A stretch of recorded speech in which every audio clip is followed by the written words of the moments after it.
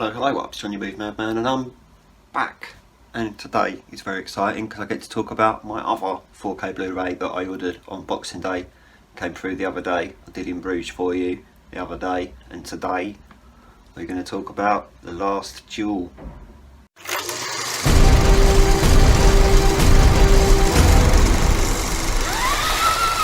Again, this is a US import. It's not made by Kino Lorber, this one, so it's a bit different. There is a very exciting back cover there as well. We're going to open this. It's got a nice slip cover. Got to love a slip cover. Let's open it and have a look inside.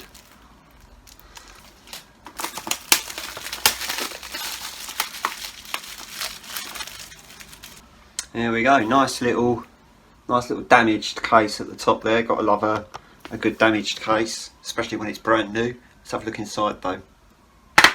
Cool, so you got a Blu-ray on the side there and your multi-regional 4K disc there. I don't have a Blu-ray to compare this to, so I won't be able to compare the Blu-ray to the 4K. I wouldn't have said that was really disappointing though. I'm just going to have a look, tell you what it's like in 4K. Okay. So, The Last Duel, eh? Here we go then. So the film is set in 14th century France, even though there is a bunch of people like Ben Affleck and Matt Damon walking around pretending to be English. So that's a interesting perspective of the film, I'll tell you that. Listening to Matt Damon and Ben Affleck and Adam Driver, all with British accents, was quite interesting. I'm pretty sure you get about halfway through the film before you even notice that they're trying to do different voices.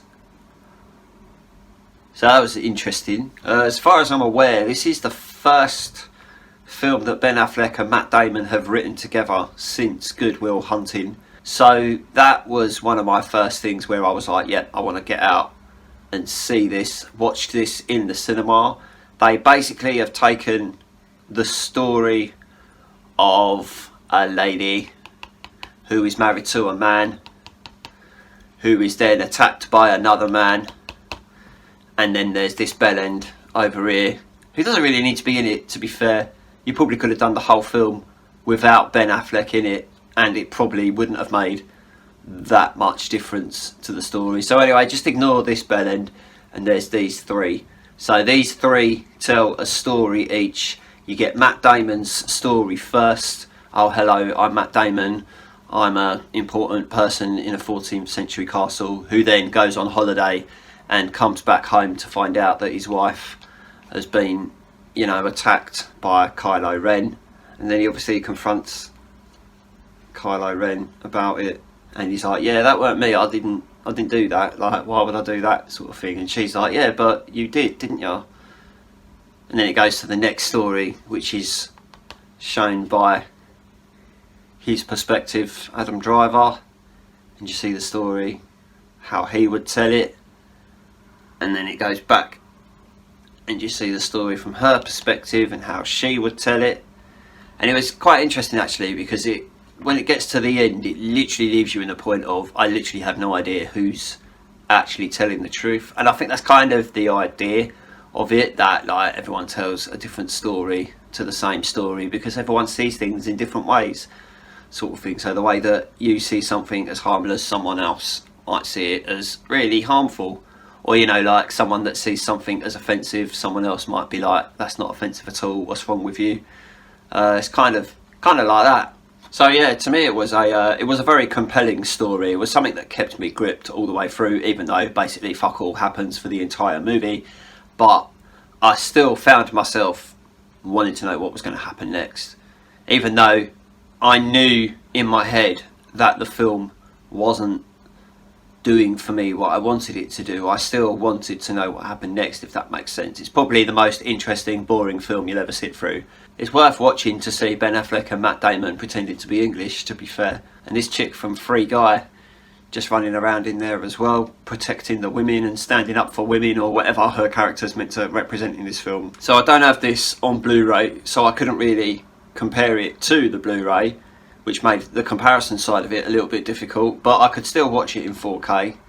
So obviously I did that. I had a look at it in 4K, had a look at those details, and it was a nice picture. It was good sound as well, actually. It was good sound, which is good. You like it when your film's got good sound, doesn't it? But it was a good picture too. A nice little blue tone over most of the film, a bit like the film had been made by David Fincher and they just changed the yellow lens to blue. But yeah, there is a lot of blue tone all the way through this, which isn't a bad thing. You know, it's like a James Cameron movie but made by Ridley Scott. But yeah, I mean, there's loads of violent details in there, bits of blood all over the place, lots of close-ups, details of people's faces and stuff like that.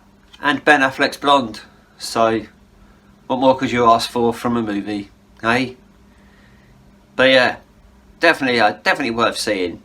I would say definitely worth seeing in 4K. Pretty sure you can see it in 4K on Disney Plus as well. I'm pretty sure it's on there in 4K, so if you can't be bothered to buy it, you could just watch it on Disney Plus. To be fair, I probably could have done that, but I wanted to buy it, and I got this with my Christmas vouchers as well. Ordered this on Boxing Day and it came through like 3 days ago, so I was good with it.